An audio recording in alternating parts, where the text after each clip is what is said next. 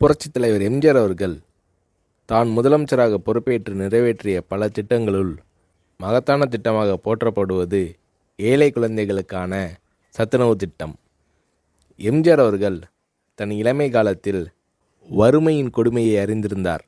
எனவே தான் முதலமைச்சரான பின் பள்ளி குழந்தைகளின் ஆரோக்கியத்தை பற்றி எம்ஜிஆர் அவர்கள் பெரிதும் அக்கறை காட்டினார்.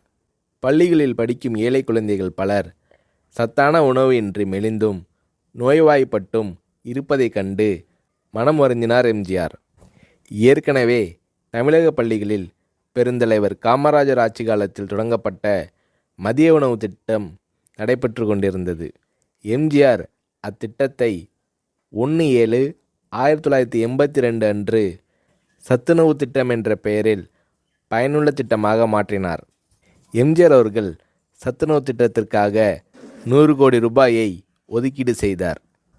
முட்டை, காய்கறிகள் அதிகம் கலந்த சத்துள்ள உணவு 5 முதல் 14 வயது வரை உள்ள குழந்தைகளுக்கு வழங்கப்பட வேண்டும் என்பதே சத்துணவு திட்டத்தின் குறிக்கோளாகும்.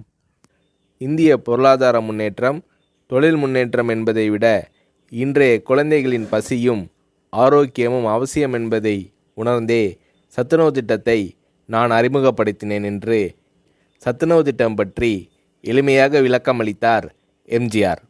எம்ஜிஆர் அவர்கள் அறிமுகம் செய்த சத்துணவு திட்டத்தை உலகமே வியந்து பாராட்டியது. மேலை நாட்டு தலைவர்கள் மற்றும் மக்கள் தொண்டு அமைப்புகளும் இத்திட்டத்தால் ஈர்க்கப்பட்டனர்.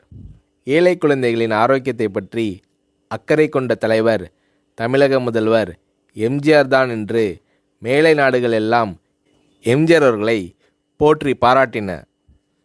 எம்ஜிஆர் அவர்கள் தான் முதலமைச்சராக பதவி வகித்த போது தீட்டிய நல்ல பல திட்டங்களால் எம்ஜிஆர் அவர்களை புரட்சித் தலைவர் என்று மக்கள் பாராட்டத் தொடங்கினர்.